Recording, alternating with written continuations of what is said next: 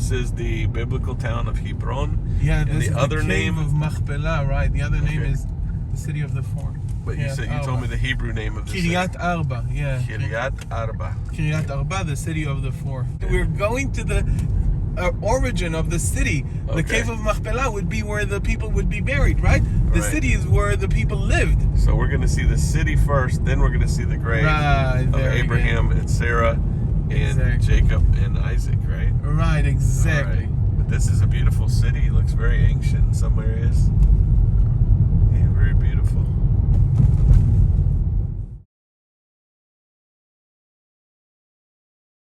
Okay. Very unique. So this is the ancient city of Hebron. Yeah, this is where the ancient city of Hebron. And this is Isaac's bicycle. And- Right. No. Yeah, the only ones are of Abraham. Okay.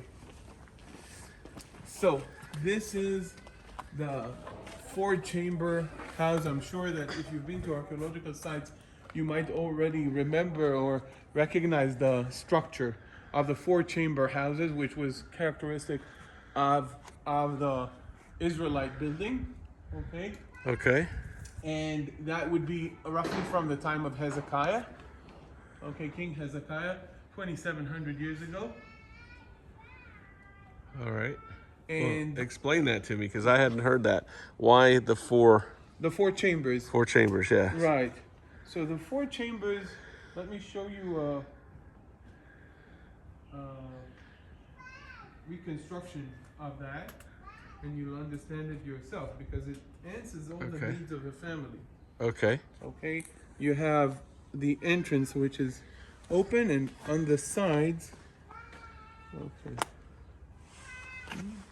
Bear with me for a second. While you're looking, who built the city of Hebron Who built the city? originally? Listen, it already existed. So Canaanites.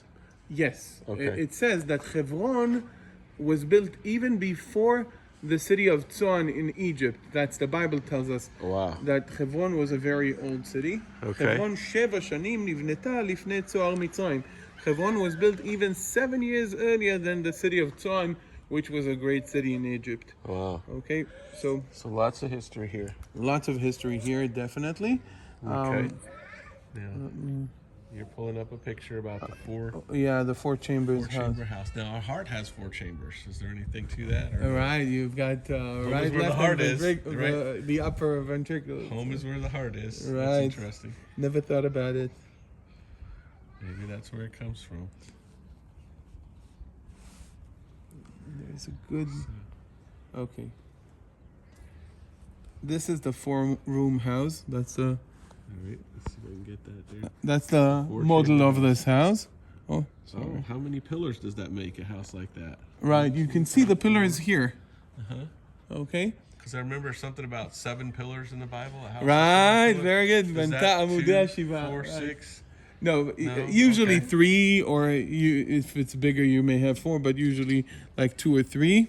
Okay, and this is open, and here you have in the back usually kitchen or something, and the animals in the middle where it's open. Oh. And you would have people sleeping and eating. So that's the standard house of the Israelites during the biblical period. Very, very characteristic. And you Okay. can see it in many different sites. You can see it in Arad. You can see it in Chatzor. You can see it in Megiddo. You can see it and you can see it here in Hebron.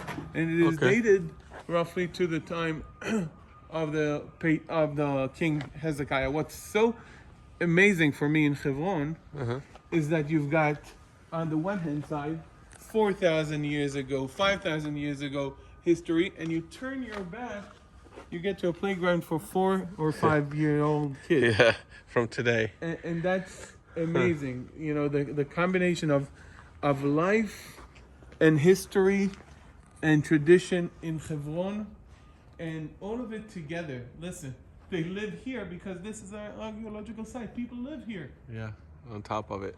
On top of it. Yeah. And it's all on these pillars, on these columns, because people live here. This is quite interesting. An engraved seal showing a winged figure together with the inscription for the king of Hebron. King Hezekiah of Judea, 2700.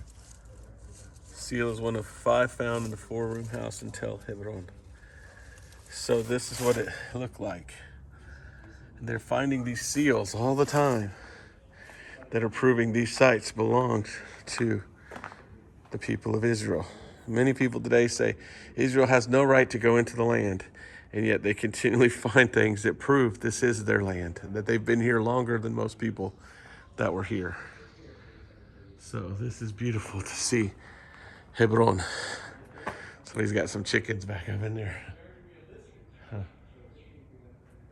Hebron. So this is the house, the 4-chambered house. 1, 2, 3, and then here. Animals would sleep there at night, the family on either side, and the kitchen in the back. Fascinating. So we're walking from the city. We're gonna go look down into the valley. The city would have been on top of a mountain.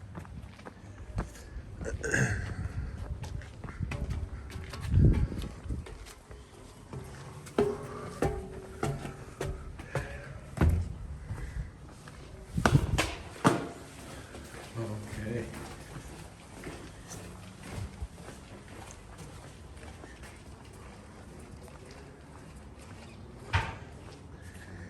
Hebron Observatory. Right.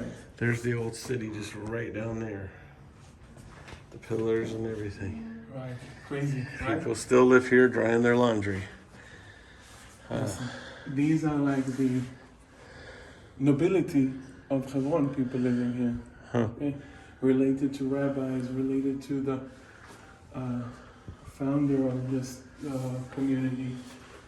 This is the guy that we want to meet downstairs. So we're going upstairs for the view. Right. It's a real homey feel here. This is pretty neat. It's people living here like they did 3,500 years ago. Back to our home.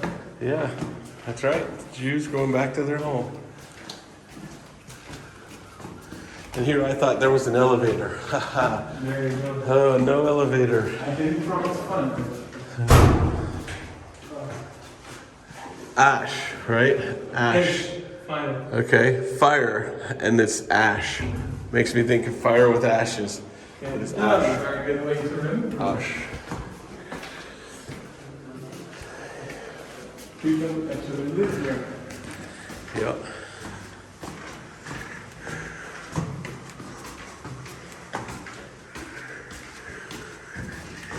It keeps going. You want to get a better view, right? Uh-huh.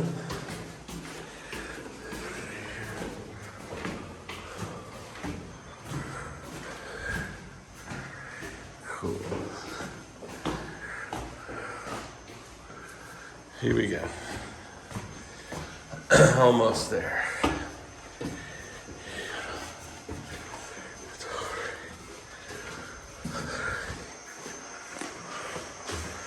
Here's an old picture. This must be what it would have looked like in the old days. Huh.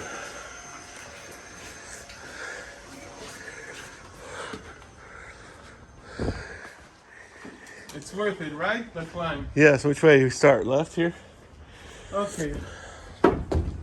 So now you see the valley. You see the valley.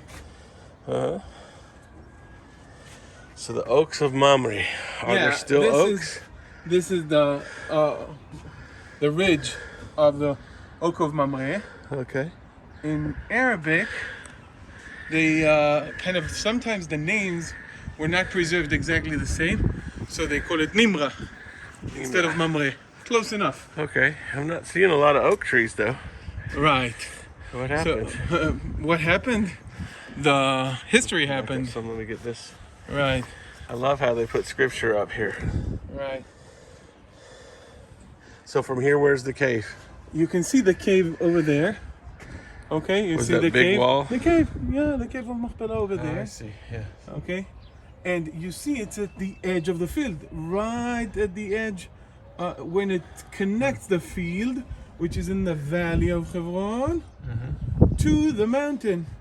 So the Bible says, let him sell to me, ve'iten li, let him give me me'arat ha'machpelah, the cave of Machpelah, asher lo, which belongs to him, asher biktzeh sadeu, at the edge of his field. Bechesef malei yitenena li, for a full price he shall give it to me among you for a burial site. Okay, so you see the location of the cave of Machpelah is indeed not in the city, not in the field surrounding, the immediate surrounding of the city, but at the edge of the field.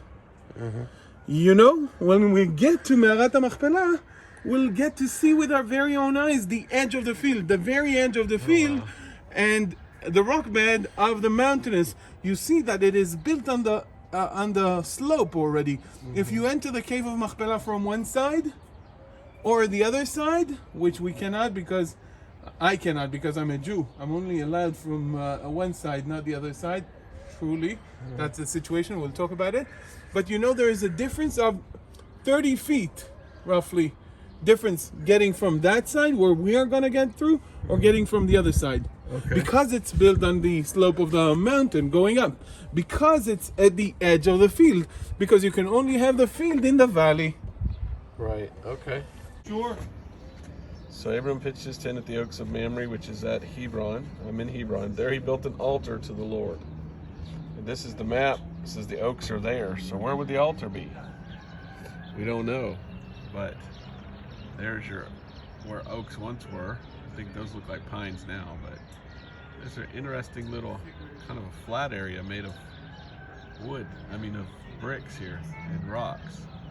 Wonder if that could have been right there, the place where Abraham built an altar. We don't know. But Abraham's grave is just down a little ways over here. And that is what we're going to go see next.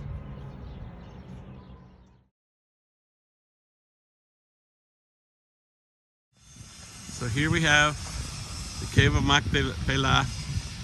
Herod built this. The Ottomans must have taken over. Was it the Ottomans that built the minaret? It's definitely during the Islamic period. Again, the Mamluks, and later on the Ottomans. The Mamluks did much renovations. We'll see Mamluk building inside the cave of Machpelah as well. So, okay, what I expected was very humble. This is gigantic. What would make Herod move to do this for the Jews? Because I didn't think he liked the Jews too much. First of all, he was Jewish. He was Jewish, okay. He was a convert. His father converted. His father was Edomian and converted. Okay. Was he Jewish, like in the heart? Good question. Okay, good question. I'm not saying he wasn't.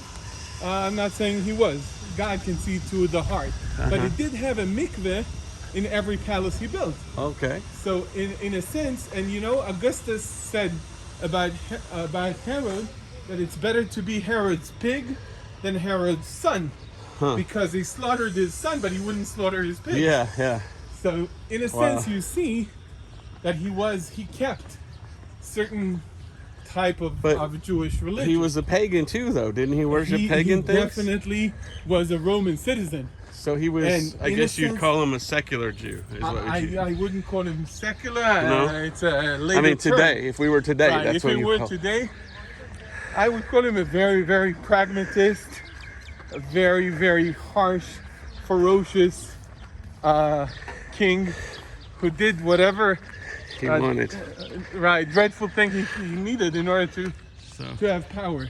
There's your Herodian stones, just like in Jerusalem. Right, exactly. That's what I said. Exactly like in the Kotel, you can see.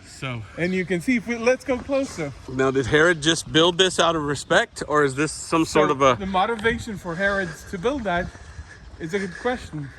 Did he have him a palace here? Because that guy was building palaces everywhere. Right, so he didn't have a famous palace in Hebron. Okay, this was just to remember Abraham. And look at the carving at the edges of the stone, which is very, very common for Herodian buildings. So you see them in the Kotel as well. You see them here. Now, some people, now you can see it's filled with cement. But people would put notes here, exactly as in the Kotel. At the western wall. Right. Now, moreover, Herod did want to be on the good side of the population. So he did many things that he thought were good. He built the harbor in Caesarea. Caesarea. Right? He rebuilt the second temple to the magnificent building that the rabbi said, whoever haven't seen Herod's building have never seen a beautiful building in his life. And he built also the cave of Machpelah somewhere around 20 before the Common Era. And this is interesting. Let's go around here and go inside. Us of what we've talked about, what we've seen. Well, is there any evidence that Jesus would have come here? Do we know of any evidence of Jesus coming here? I don't know. We don't know. He would come here. He definitely knew of this. I'm sure he knew of it, yeah. But we don't have any Bible that said he did. No New Testament references that I know of. Remember, Jesus worked mainly in the Galilee. His ministry was in the Galilee. Right. I'm here at the tomb of Abraham. This is the cave of Machpelah inside here. Herod built this gigantic building around it. But as we're walking by here, it says the seventh step. And for many years, the Jews could not return here and come here. And when they could come here, they were only allowed to go up to the seventh step to worship. And I don't know if it was the Ottomans or who it was, but they would not allow them to go up higher or even go inside. Can you imagine being from Abraham, Isaac, and Jacob, who are all buried here, and not being allowed to come into the closest that you can get to your forefathers, your ancestors? You could only go to the seventh step. But all that changed. Unfortunately, in 1929, there was a massacre, and then there was more and more, and it's just, there's so much evidence that this land belongs to the Israeli people, and yet so much that they've had to struggle in order to get their land. But here we are today, and we're able to go look at where Abraham, Isaac, Jacob were buried. This is fantastic. Amazing. The entrance over there, right? Where you can see a big no-no sign. Right? Okay, yeah. That's the entrance through which you cannot go in. Okay, so this is where the original... The place of the seven steps. Right. Where they led over there, and Jews were only permitted to go up to this point because that was the seventh step. That started in 1260 with the Mamluks and continued all the way to 1967, essentially. Okay, and in 1967, when we got the cave of Machpelah back, the Israeli Defense Force decided to tear the steps completely for safety reasons, security reasons, whatever. And you still see the entrance, original entrance that was before here. There's original entrance here. Right. Yeah. At one time. Kind of a gate, and you would go up here, and that's the seventh step. So maybe right there would have been the seventh step, and you couldn't go any higher than that. So the Jews were allowed to come before 1967 and worship along here. And what did they do? They like to put in, just like on the western wall, they put in little papers. It was so sanctified by 700 years of Jews praying.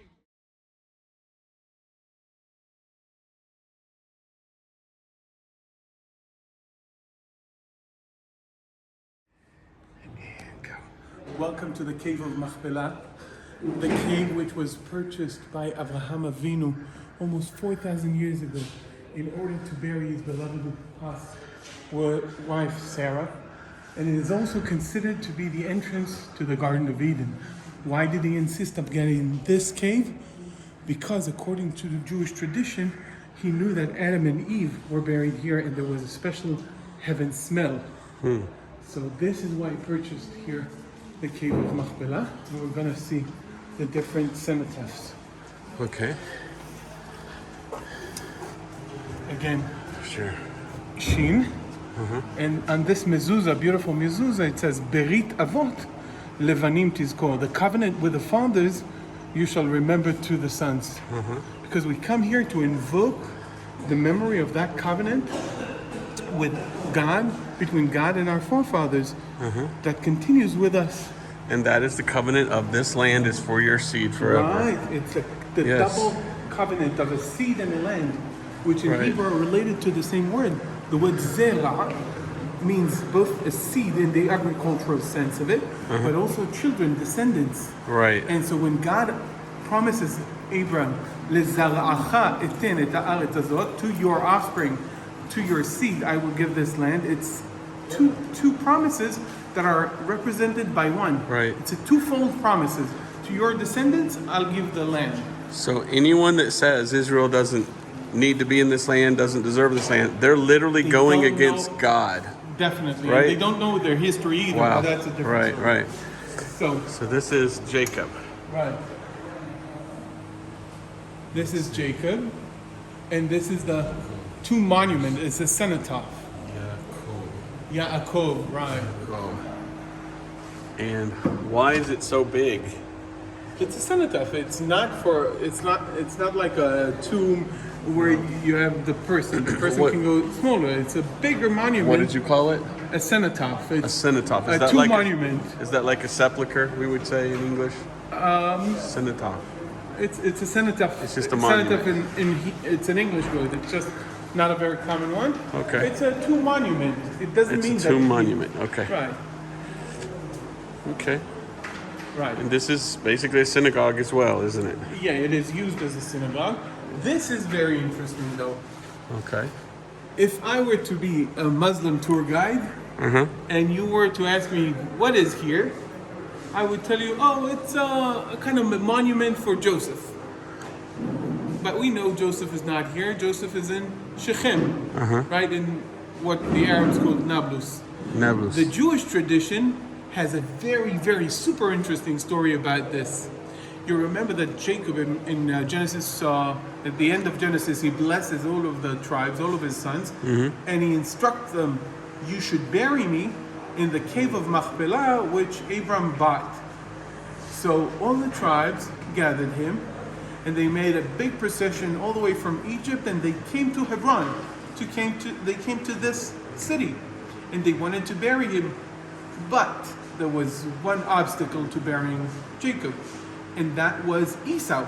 Esau came, and he said, oh, I am the older brother. I should get to be buried with Abraham and Sarah, Isaac and Rebekah, Jacob and Leah. I am the oldest son. I get to the inheritance. I should be buried here. And they said, but you sold the birthright to Jacob. He said, show me the paper, show me the deed. And they told him, but the deed is in Egypt. It is left with our late father's property in Egypt. We don't have it here. But there was one grandson of Jacob who was very, very different than the others. One might say disabled because he was deaf. But his disability actually manifested as an ability, because he wouldn't have that discussion. He didn't hear, he just saw a man stopping the procession of his grandfather to be buried. So he got angry, he gave Esau one slap, and he took his head off, and his head rolled over, and that's the monument for the head of Esau. And that's what the Jewish tradition Muslims tell you. Muslims would tell you it's a monument for Joseph, but the Jewish tradition has it, and it says the head of here. Esau. It says so here that the Babylonian Talmud and other Jewish traditions suggest that here lies the head of Esau. That sounds like a tall tale. It's a nice tale. I'm not saying but that's the tradition. Okay. It's a Talmudic tradition. That's interesting. Right. One can like develop, try to understand what's behind it, and to say that there is something about Esau that is worth keeping next to his parents. Not all of them, but maybe something. So this is where they say Abraham is. Yes, that's the two monuments, or the cenotaph of Abraham Avinu. And there's Abraham, the middle word. Right. And so this is their monument to the tomb of Abraham. Okay. Right. And you know that Jacob bought the birthright from Esau. But regardless, Isaac said to Jacob, God will give you the blessing of Abraham to you and to your descendants. That's Genesis 28, verse 4. Okay. Okay? And this means that Isaac is the real heir to the blessing of Abraham. Right. Okay? And so he gets to hear inside people pray, especially barren women. Okay. Sliha. No, Abram and This Sarah. is the way to look in from this Abram direction. and Sarah.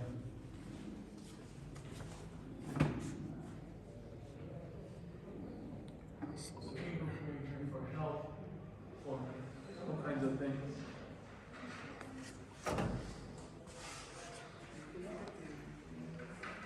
Look, when the Muslims had it, they put all that Right. up there. Yeah, and Jews could not get in since from 1260 all the way to 1967. 60. I know that number in the book of Daniel.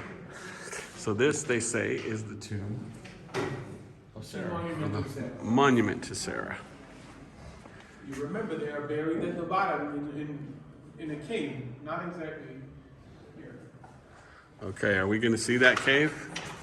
We're going to get to see. Nobody, the last person who got into that cave was in 1981. Okay, well, Yeah, at I'll least tell you show the us story where it about it, is. though. Okay. Okay, let's go to Jacob and Leah, and then we'll go to the entrance of the Isaac home that is not open now. You see what it says on the holy. First of all, you can see the design somewhat similar to the temple, and it says He'ir kol hinei kol hamizrach ad shebechevron. Remember that we talked about the fact that the worship in the temple started actually in the morning, not in the eve. Right. And remember that we said it is connected to the city of Hebron, that the sun had to shine all over the east, including the city of Hebron, in order to invoke the righteousness of our forefathers, Abraham, Isaac, and Jacob, and to invoke the covenant with them, so to invoke God's mercy on us. Every Gotcha. day, every morning starts with that in the temple. And when they rebuild the temple, it will be like that too. Amen. One Jew will get a cell phone. Is it light there in Hebron? He say yes. They say, okay, we can get started. Is that how it works? They could see that. They could see. They could see it.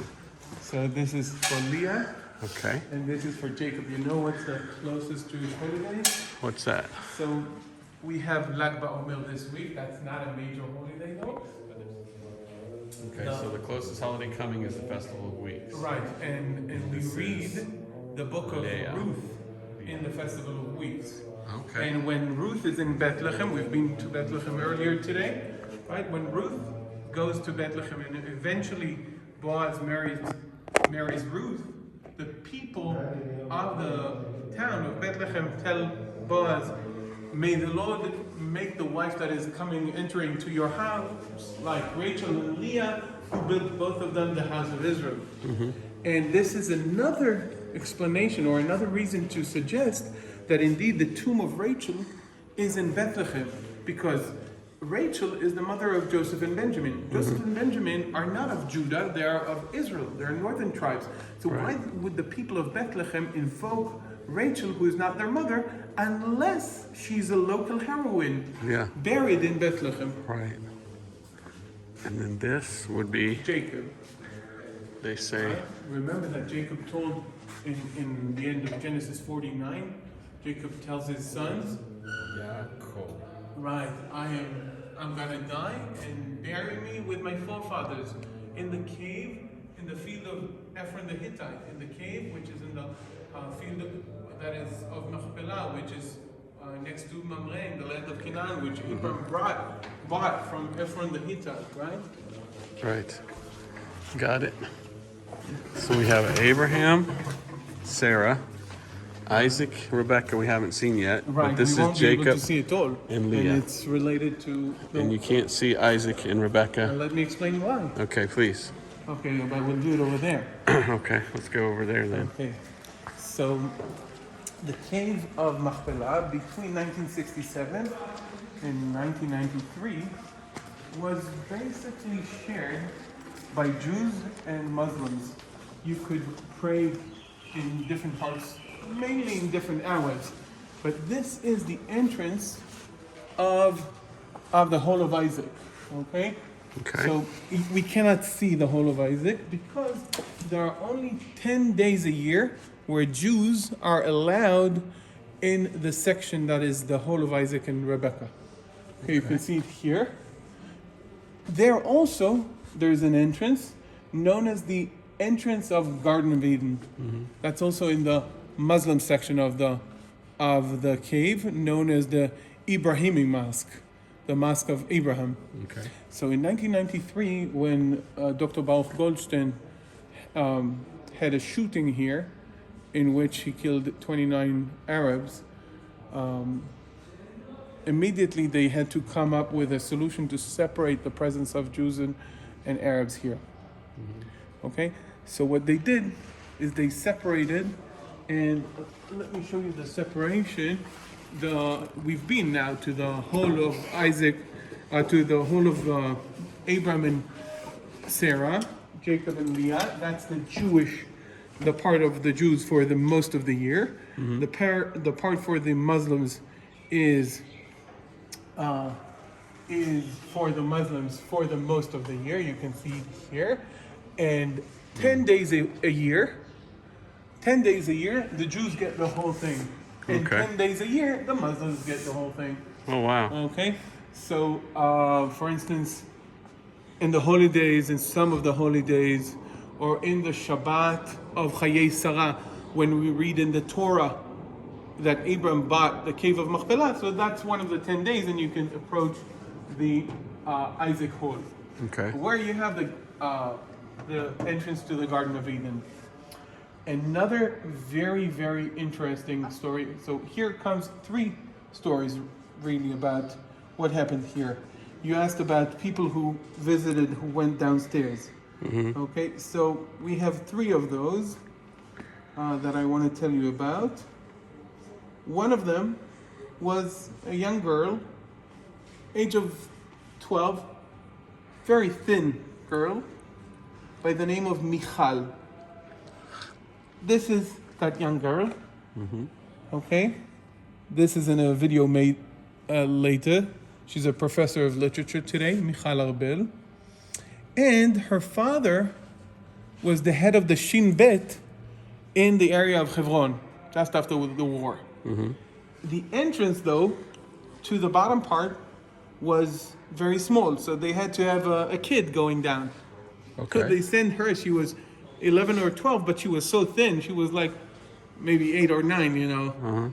So she went down. They had a rope around her, and she went around, and they asked her what she saw and so forth.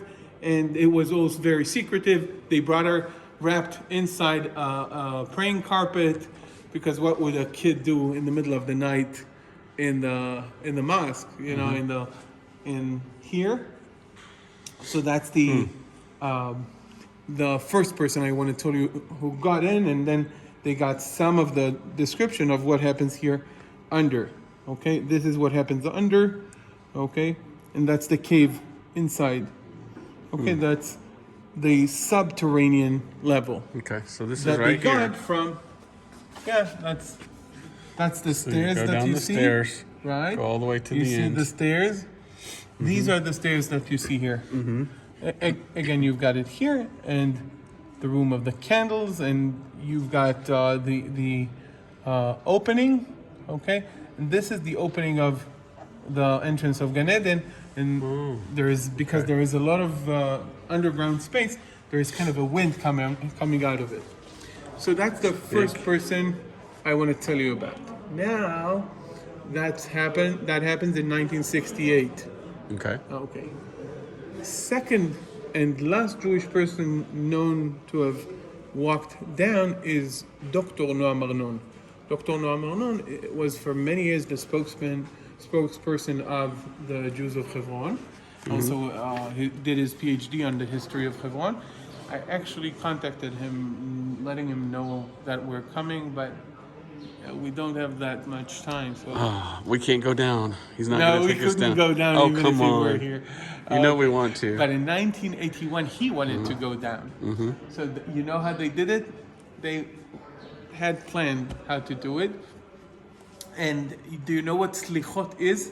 Slichot? Okay, so Shlichot. when the year comes to closure, according to the Jewish calendar, in the month of Elul, and around the Rosh Hashanah and Yom Kippur, we have we blow the shofar and we say and we pray at night what is known as slichot, asking for forgiveness. Forgiveness, Okay. Slichot is Yeah, forgiveness. shlicha. Is asking Excuse me, exactly forgive me. like excuse me, very good. Shlichot. Slicha. So slichot is the Slichot. prayers of forgiveness, and they are done in the middle of the night. So they would come here in the slichot, and they would intentionally, they agreed upon all the guys that they would shout and make a lot of noises every time they go to the slichot.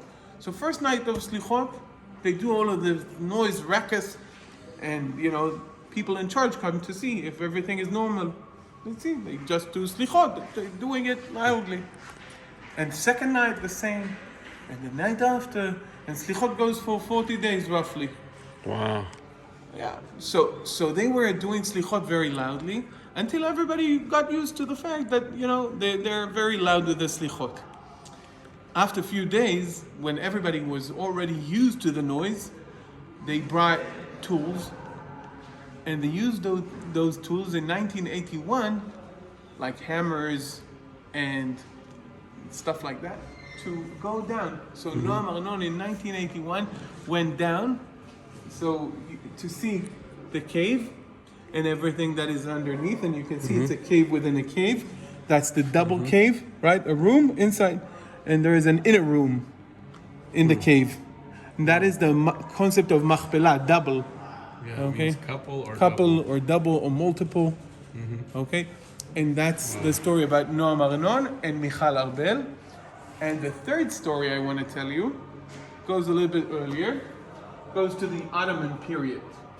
But that's more of I don't have pictures and I don't have proofs for that story. It's a traditional story. So the Sultan here, the Bey, it wasn't the Sultan of the whole Ottoman Empire, but it was the regional governor. He went to the cave of Machpelah, to the Ibrahimi Mosque, and his sword, which was very ornamented sword with jewelry and everything, fell down to the cave. So he sent a soldier, and the soldier dies, never comes back. Sends another soldier dies, never comes back. He says, who should I send now? I understand there is a problem here. I should send the Jews. They said, we are also afraid. He said to them, listen, if you're not bringing back the sword, I'm going to kill all the Jews of Hebron.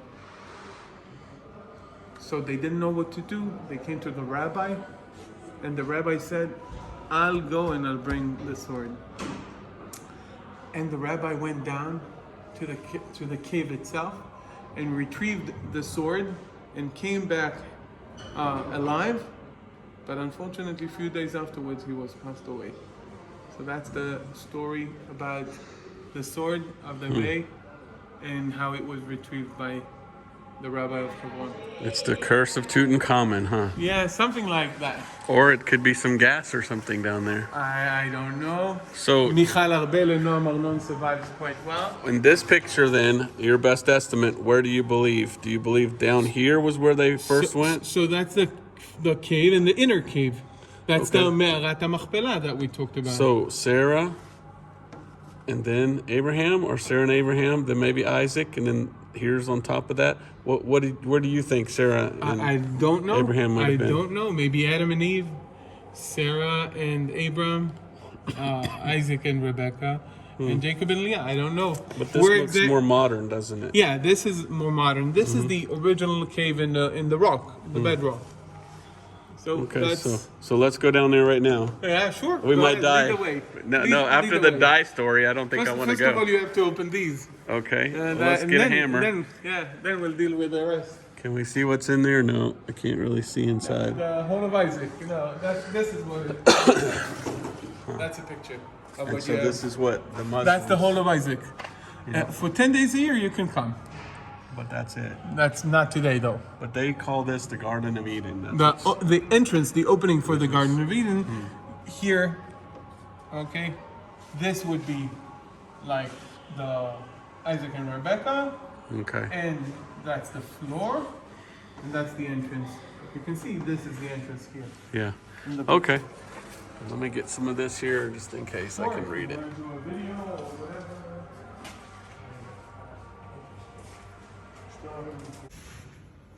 I'm standing in Hebron in the place they call Machpelah, which is where Abraham and Sarah are buried. We also have Jacob and Leah buried here as well, and Isaac and Rebekah. This says the tomb monument of the patriarch Abraham. And inside there is a monument to where Abraham is buried. Now, in truth, there's a big cave that goes underground. And so the actual tomb would be underground. But this is fascinating to be able to see. Who is Abraham? Well, he's the father of a lot of people, the father of many nations. I might be part Jewish, so he's my physical father in that sense through my mom. But also, I'm a Christian, and I believe we're the spiritual seed of Abraham. So he's my father twice over. That means a lot. To the Jews, they can only say he's their father one way. But to a Christian who might be Jewish, you can say he's my father two different ways. But it's very fascinating, lots of goosebumps, very amazing to be able to be in this place, reading the book of Genesis, the cave of Machpelah, and here seeing it in real life. Just incredible, incredible. And that's